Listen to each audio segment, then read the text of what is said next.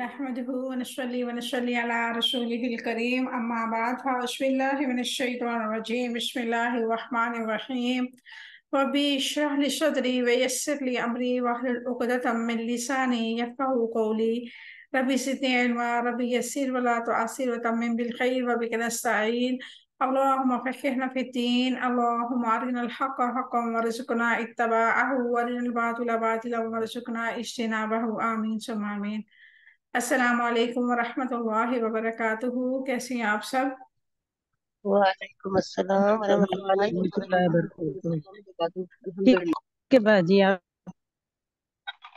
الحمدللہ، ٹھیک ہیں؟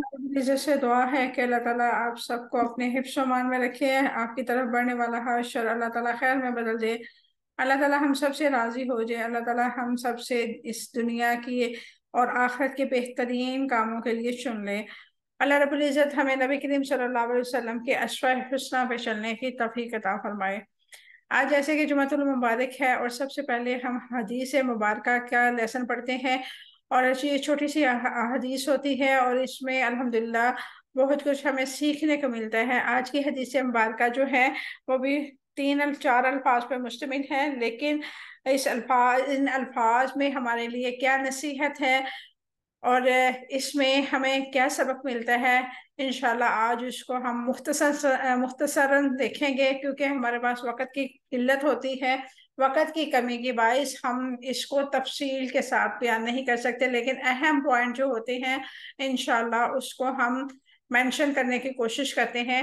چلے آج کی احادیث مبارکہ کو دیکھتے ہیں۔ رسول اللہ صلی اللہ علیہ وسلم نے ارشاد فرمایا، من غشنا فلیس منا، جو ہمیں دھوکہ دیتا ہے اس کا ہم سے کوئی تعلق نہیں۔ صحیح مسلم حدیث نمبر 3383۔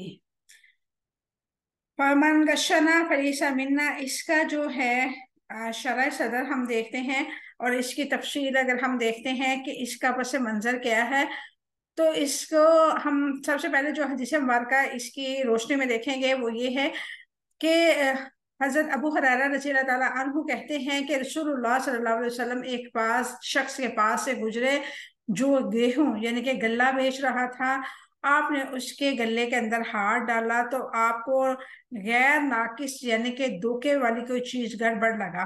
آپ صلی اللہ علیہ وسلم نے فرمایا، جو دھوکہ فریب دے وہ ہم میں سے نہیں ہے۔ اسے ہمیں کیا پتہ چلتا ہے کہ کوئی بھی چیز انسان جب بیچ رہا ہو، کوئی لین دین کر رہا ہو، تو اس میں ملاوٹ شدہ جو چیزیں ہوتی ہیں وہ دھوکے کے زمر میں آتی ہے۔ یہ سب بھی ہم جانتے ہیں الحمدللہ، اتنا تو اللہ تعالیٰ نے ہم سب کو شعور دیا ہے مسلمان ہونے کے ناطے کہ دھوکہ کس کو کہتے ہیں۔ ہر وہ چیز جو کسی سے چھپا کے کی جائے اور کسی کو اعلیٰ کر کے ثابت کرنے کی کوشش کی جائے وہ دھوکہ ہے۔ اور اس سے بڑا دھوکہ کہ ہم کسی کے ساتھ مخلصی کا ڈرامہ کریں، ہمارے دل میں منافقت ہو۔ ہم اپنے ریلیٹیو کے ساتھ بھی اکثر ایسے کرتے ہیں کہ ہمارے دل کے اندر کچھ ہوتا ہے، ہم ظاہر کچھ کر رہے ہوتے ہیں، تو اس میں بھی یہ دھوکے کے ہی زمر میں آتا ہے، کیونکہ ہم اخلاص بھی کسی کو پوری طرح سے نہیں دے رہے ہوتے، ملاوٹ شدہ اخلاص دے رہے ہوتے ہیں۔ اسی طرح کسی حرام چیز کو حلال تصور کر کے کسی کے سامنے پیش کرنا، فرض کریں کوئی ایسی چیز نہیں کھاتا، کوئی شراب ہے یا کوئی ایسی حرام چیز ہے جو مسلمانوں کے لیے الاؤ نہیں ہے۔ اب جیسے کہ لیز کے پیکٹ میں اکثر لکھا ہوتا ہے کہ یہ سور کی چبری ہے، اور اکثر ایسی پروڈکٹ ہوتی ہیں جس میں اس میں اوپر لکھا ہوتا ہے حلال، لیکن اندر جو پروڈکٹ اس میں یوز ہوئی ہوتی ہیں وہ اکثر ہی جو ہوتی ہیں حرام مال سے تیار کی ہوتی ہیں۔ یہ بھی دھوکے کے زمر میں آتا ہے۔ بری چیز کو اچھائی کا رنگ دے کے پیش کرنا اور کسی ایسی چیز کو ملاوٹ کر کے بیچنا، فرض کریں کسی کے پاس کوئی ناقص سبزی ہے یا ایک سبزی کی شاپ پہ ہم چلے جائیں یا کوئی ایسی فروٹ والے کے پاس چلے جائیں، تو اکثر ہی ہمارے ساتھ ایسا ہوتا ہے کہ ہم جو ہیں فروٹ جب خریدتے ہیں مہنگے داموں کے، چلے اچھا مل جائے گا ہمیں، لیکن جب گھر آ کے ہم دیکھتے ہیں تو اس میں بھی کوئی نہ کوئی ایسا اس کے اندر پیس ہوتا ہے ضرور ہے جو ناقص ہوتا ہے۔ تو یہ کیا ہے؟ یہ دھوکہ ہے۔ اور ہم جب یہ سارے کام خود کرتے ہیں، ہم اپنے اخلاص کی میں ملاوٹ کرتے ہیں، اپنے ریلیٹو کے ساتھ، اپنے بہن بھائیوں کے ساتھ، اپنے عزیز و اقارب کے ساتھ، حتیٰ کہ اپنی اولاد کے ساتھ بھی، کبھی کبھی ہم اپنی اولاد کے ساتھ، اپنے والدین کے ساتھ بھی ملاوٹ کر رہے ہوتے ہیں۔ تو اس کے باوجود اللہ رب العزت ہمیں پردہ پوشی میں رکھتا ہے، ہمارے عیب جو ہیں وہ لوگوں کے سامنے ظاہر نہیں کرتا۔ یہ اس کی بہت بڑی مہربانی ہے ہم پہ، اس کا بہت بڑا احسان ہے۔ اگر ہمارے اصل چہرے لوگوں کو پتہ چل جائیں، ہماری جو اندر کی فیلنگ ہے، ہماری جو اندر کی باتیں ہیں، لوگ جاننے لگ جائے، ہمارے ریلیٹیو، ہمارے ماں باپ، ہمارے بہن بھائی، ہمارے بچے جاننے لگ جائے، تو یقین کریں کوئی بھی ایک لمحے کسی کے ساتھ رہنا گوارا نہ کرے۔ یہ تو اللہ رب العزت ہے جو ہمارے تمام عیبوں کو جانتے ہوئے بھی ہمیں رزق حلال طیب رزق فراہم کر رہا ہے۔ تو اللہ رب العزت سے دعا کرتے ہیں ہم، اللہ تعالیٰ ہمیں ہر قسم کی ملاوٹ سے پاک زندگی گزارنے کی توفیق عطا فرمائے، اور اللہ تعالیٰ ہمیں ایسے دھوکے بازوں سے بھی محفوظ رکھے جو مسلمان ہونے کے ناطے اپنے کردار و اقوال کے ساتھ اسلام کو نقصان پہنچا رہے ہیں۔ اللہ رب العزت ہمیں نبی کریم صلی اللہ علیہ وسلم کی تمام اسوہ حسنہ پہ عمل کرنے کی توفیق عطا فرمائے۔ اور اب ہم چلتے ہیں اپنی روٹین کی کلاس کی طرف۔ آج ہم نے الحمدللہ 16 پارے کا آغاز کرنا ہے۔ 16 پارے کا آغاز بہت خوبصورت انداز میں اللہ رب العزت فرما رہا ہے۔ حضرت ابراہیم علیہ السلام کا واقعہ ہم پڑھ رہے ہیں، اور حضرت ابراہیم علیہ السلام کے واقعے میں اللہ رب العزت کیا فرما رہا ہے، آئیں دیکھتے ہیں۔ اعوذ باللہ من الشیطان الرجیم، بسم اللہ الرحمن الرحیم۔ وَمَن، اور کون ہے، یرغبو، منہ موڑے، ملتی، ملت سے، ابراہیم، ابراہیم کی، اللہ مگر، من جس نے، سفیہہ بیوقوف بنا لیا، نفسہ خود کو، وَلَقَدْ، اور بلا شبہ یقیناً، اصطفیناہ، جو ہم نے چن لیا اسے، فی الدنیا، دنیا میں، وَإِنَّهُ، اور بلا شبہ وہ، فی الآخرت، آخرت میں، لمن الصالحین، یقیناً صالحین میں سے ہوگا۔ اس قال، اور جب کہا، لہو، اس سے، ربہ، اس کے رب نے، اسلم، فرما بردار ہو جا، قال، اس نے کہا، یعنی کہ حضرت ابراہیم علیہ السلام نے کہا، اسلم تو، میں فرما بردار ہو گیا، لرب العالمین، جہانوں کے رب کا۔ الحمدللہ، یہ ہماری دو آیات تھی۔ اب ہم اس کے رول دیکھتے ہیں۔ میم پلیز ایک سیکنڈ، آپ نے پارے کا نام کیا لیا ہے؟ پارے کا نام نہیں میں نے لیا، میں نے رکوع نمبر 16 پڑھا ہے، پارا تو پہلا ہی چل رہا ہے ہمارا۔ جی بس میں تبھی پریشان ہوگی، مجھے پارے کی سمجھ نہیں آئی، نہیں نہیں، مجھے پارا سمجھ نہیں ہے، پارے رکوع نمبر 16، یہ دیکھیں رکوع نمبر 16 آپ کو شو ہو رہا ہے؟ ہاں جی ہاں جی۔ ہاں جی، بس رکوع نمبر 16 میں پڑھا رہی ہوں آپ لوگوں کو، آخری رکوع ہے پارے کا، پہلے پارے کا ہم آخری رکوع دیکھ رہے ہیں الحمدللہ۔ اب روٹ ورڈ دیکھتے ہیں۔ میں ارغبو، منہ موڑے، را، غین، با، اس کا روٹ ورڈ ہے۔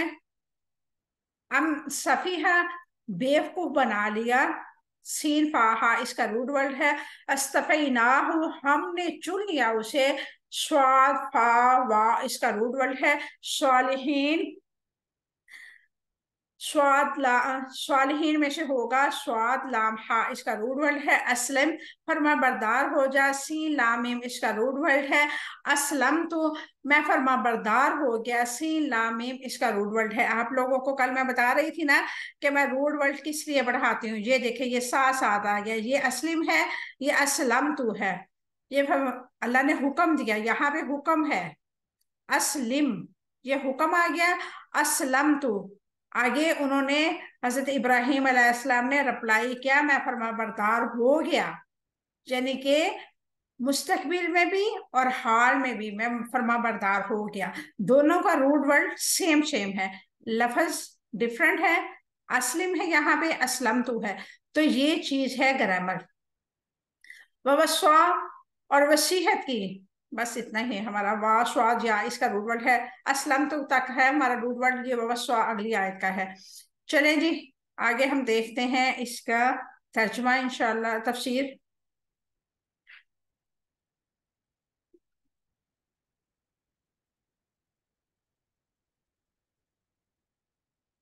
وَمَن يَرْغَبْ عَن مِّلَّةِ إِبْرَاهِيمَ إِلَّا مَن سَفِهَ نَفْسَهُ، वलक़द इस्तफ़ैनाहु फ़िद्दुनिया व इन्नहु फ़िल आख़िरति लमिनस सालिहीन। और कौन है जो इब्राहीम की मिल्लत से मुंह मोड़े मगर वही जिसने खुद को बेवकूफ बना लिया। हालांकि हमने उसे यानी कि इब्राहीम अलैहिस्सलाम को दुनिया में चुन लिया था और बिलाशुबा वो यकीनन आखिरत में सालिहीन में से होगा। वमन यरगबु अन मिल्लति इब्राहीम इल्ला मन सफ़िह नफ्सा। और कौन है जो इब्राहीम की मिल्लत से मुंह मोड़े मगर वही जिसने खुद को बेवकूफ बना लिया। इसकी क्या वजाहत है? अबू आलिया के कौल है कि यहूद और नसारा ने सैयदना इब्राहीम अलैहिस्सलाम की मिल्लत से बेरब्ती इख्तियार की और यहूदियत और नसरानियत जैसी बिदअत को घर लिया जो अल्लाह ताला की जानब से नहीं थी और मिल्लत इब्राहीम को छोड़ दिया इस वजह से कि अल्लाह ताला ने मोहम्मद रसूलुल्लाह सल्लल्लाहु अलैहि वसल्लम को मिल्लत इब्राहीम पर अपना नबी बनाकर भेजा। मिल्लत इब्राहीम से मुराद है सैयदना इब्राहीम अलैहिस्सलाम का तरीका यानी कि खालस और वाज़ेह इस्लाम और अल्लाह ताला की फर्मा बरदारी का तरीका। अल्लाह रब्बुल इज्जत ने फरमाया कुल इन्ननी हदानी वब्बी इला सिरातिम मुस्तकीम दीनन क़य्यमम मिल्लत इब्राहीम हनीफा वमा कान मिनल मुशरिकीन। आप कह दें मेरे रब ने मुझे सीधी राह दिखाई है और कि वो एक मजबूत दीन है, मिल्लत इब्राहीम है जो एक ही तरफ के है, मिल्लत इब्राहीम है जो एक ही तरफ के थे, मुशरिकों में से ना थे। अनाम आयत नंबर 161। सुम्मा औहैना इलैका अन इत्तबि' मिल्लत इब्राहीम। फिर हमने आपकी तरफ वही की कि आप इब्राहीम की मिल्लत की पैरवी करें। यानी कि अल्लाह रब्बुल इज्जत ने नबी करीम सल्लल्लाहु अलैहि वसल्लम को वही की कि आप मिल्लत इब्राहीम की पैरवी करें, यानी कि हज के अरकान जो हैं उसके बारे में अल्लाह रब्बुल इज्जत ने हुक्म फरमाया। अन-नहल आयत नंबर 123। यानी कि इब्राहीम अलैहिस्सलाम की फजीलत को जानने के बाद अब कौन उनकी मिल्लत को रू गर्दानी करेगा? इल्ला मन सफिया नफ्सा। सिर्फ वही शख्स हो सकता है जिसने अपने आप को जाहिल रखा, खसारे के सौदे में अपने आप को बेच डाला। इसका मतलब ये है कि इससे बढ़ के अक्लमंद कोई नहीं जो मिल्लत इब्राहीम से रगबत रखता है।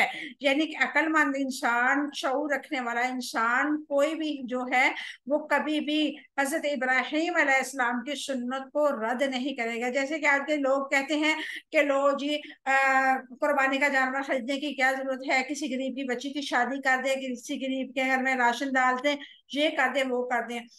ये चीजें जो होती हैं शैतान इंसान के जहन में इस तरह भरता है कि हम इतना पैसा लगा के जानवर जो खरीद रहे हैं इन्हीं पैसों से किसी गरीब की बच्ची के हाथ पीले हो जाएंगे और किसी गरीब की बच्ची बुराई से बच जाएगी। ये बेहतर काम है या कुर्बानी करना बेहतर काम है?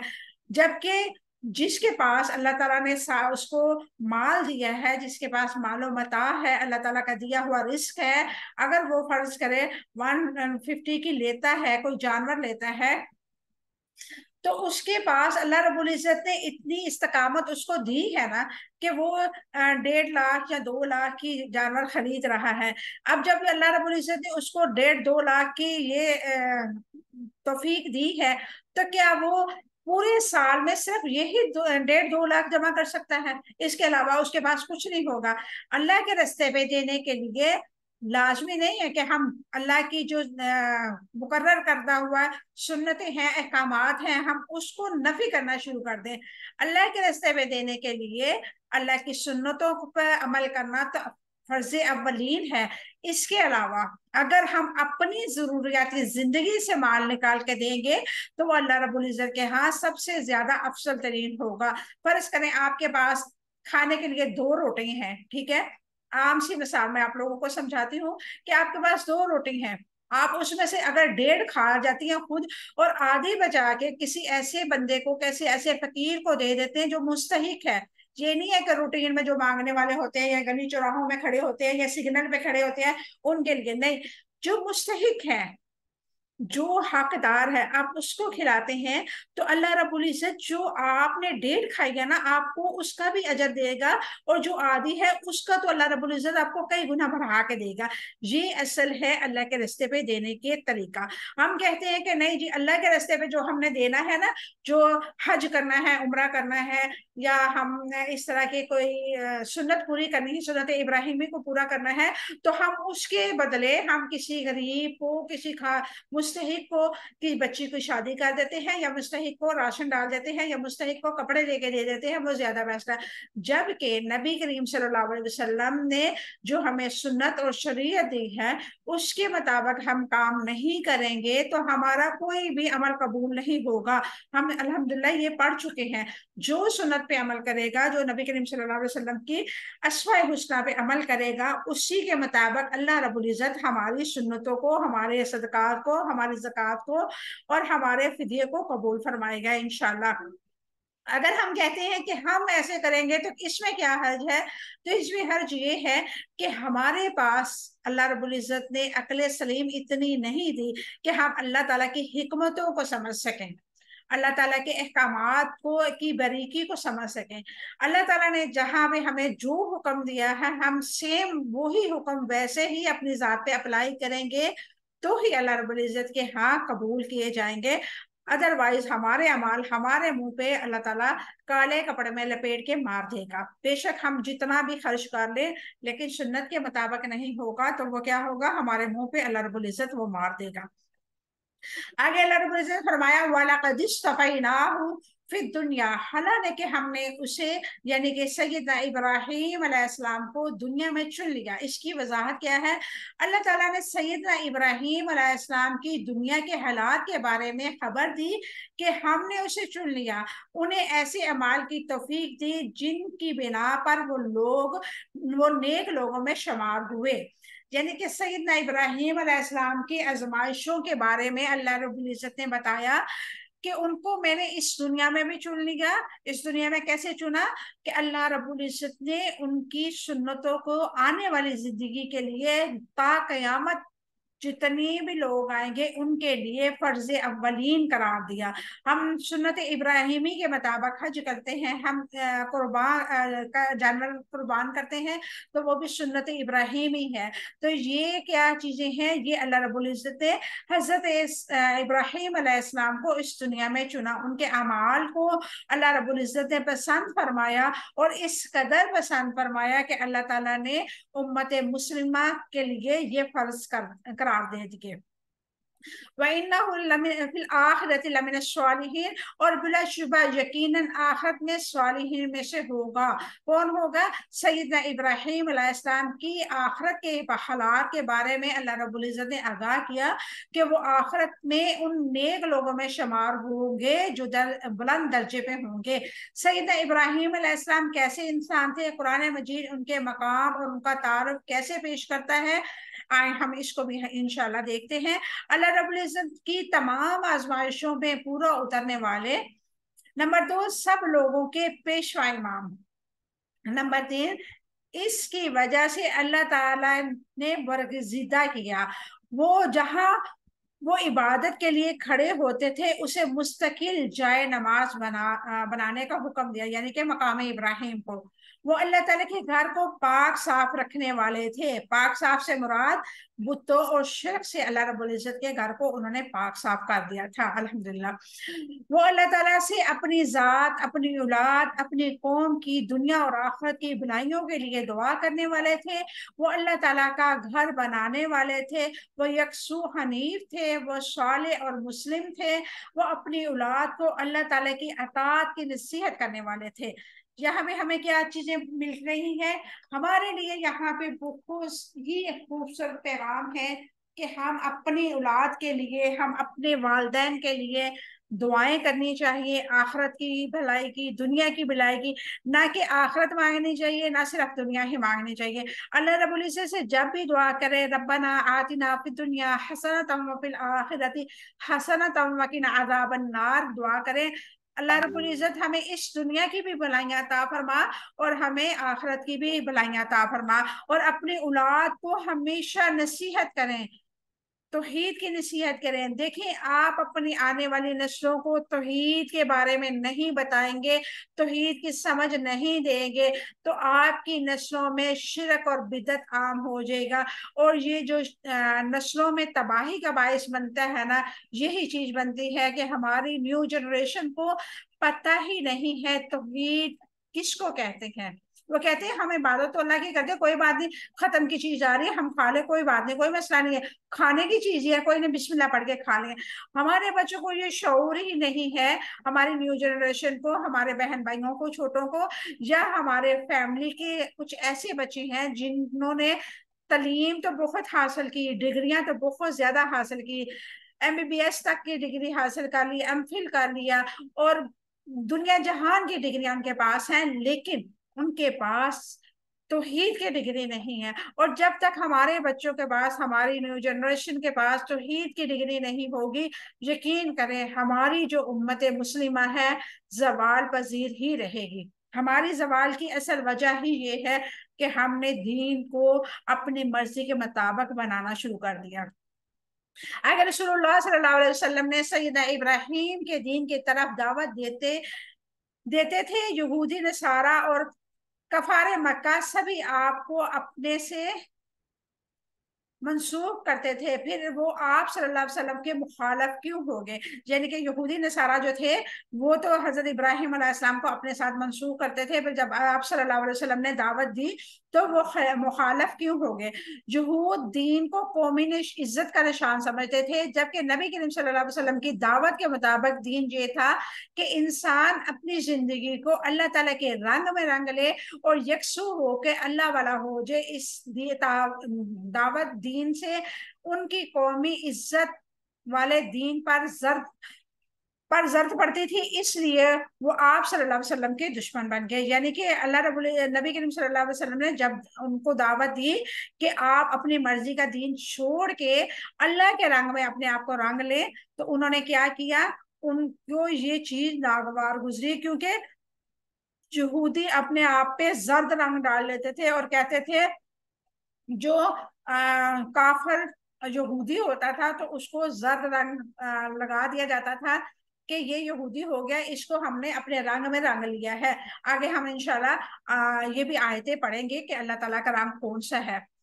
اللہ تعالیٰ نے کن خصوصیت کی وجہ سے کسی کا انتخاب کرتے ہیں؟ اللہ تعالیٰ اسلام یعنی کہ مکمل اطاعت اور فرما برداری، احسان یعنی نیکی کا اعلیٰ معیار، اخلاص اور رضا الہی کو پیش نظر رکھتے ہیں، وفاداری، یکسوئی اور فرما برداری کی وجہ سے انتخاب کرتے ہیں. واللہ عالم. یعنی کہ اللہ رب العزت کسی انسان کو کس طرح پر رکھتے ہیں، کس طرح اللہ رب العزت کے معیار پہ انسان پورا اتر سکتا ہے. سب سے پہلے اطاعت، اللہ رب العزت کی ہر حکم کی اطاعت، بغیر کسی عذر کے، بغیر کسی مجبوری کے، بغیر دل میں یہ بات لائے کہ میرے لیے یہ مشکل ہے، یہ ممکن نہیں ہے، میں نہیں کر سکتی، مجھ سے نہیں ہوگا، دنیا کیا کہے گی. یہ ساری چیزوں کو اپنے پشے پشت ڈال کے اللہ تعالیٰ کی سامنے اطعنا کر کے اپنا سر کو جھکا دینا. سمعنا و اطعنا، ہم نے سنا اور ہم نے فرما برداری کی. اور اس کے بعد احسان کرنا، یعنی کسی کے ساتھ بھلائی کرنا، کسی کے ساتھ اچھے اخلاق کے ساتھ پیش آنا، اور یہ سارے معاملات کرتے ہوئے کیا سوچنا کہ میں اپنے رب کی رضا پانے کے لیے، اس کی فرما برداری کے لیے سب کچھ کر رہا ہوں. تو اللہ تعالیٰ ایسے لوگوں کو انشاءاللہ ضرور اپنے نیک بندوں میں شمار فرمائے گا. آگے اللہ رب العزت فرماتا ہے اس قال له ربه اسلم اور اسلمت لرب العالمین، جب اس نے یعنی کہ سیدنا ابراہیم علیہ السلام نے رب نے اسے کہا، جب اس کے رب نے اس سے کہا فرما بردار ہو جا، تو اس نے کہا، یعنی سیدنا ابراہیم علیہ السلام نے کہا میں جہانوں کے رب کا فرما بردار ہو گیا. آپ لوگوں کو میری آواز آ رہی ہے؟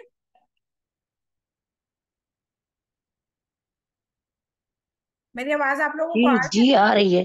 ٹھیک ہے. جی سسٹر آ رہی ہے. مجھے نیٹ کا تھوڑا سا ایشو لگا تو میں نے اس لیے آپ جی لوگوں جی کو آ رہی ہے. چلیں. جب اس نے، اس کے رب نے کہا کہ فرما بردار ہو جا، تو اس نے کہا میں جہانوں کے رب کا فرما بردار ہوں. اس کا اسلم اس قال لہو ربہ اسلم، جب اس کے رب نے کہا کہ فرما بردار ہو جا۔ اس کی کیا وضاحت ہے؟ اللہ تعالیٰ نے سیدنا ابراہیم علیہ السلام کو اخلاص اور فرما برداری کا حکم دیا۔ اللہ تعالیٰ نے سیدنا ابراہیم علیہ السلام کو اخلاص اور کمال ابوبیت اور توحید و اسلام پر ثابت رہنے کا حکم دیا، تو انہوں نے کہا اے رب العالمین کے سامنے اپنے سر کو خم کر دے، سر تسلیم خم کر دیا۔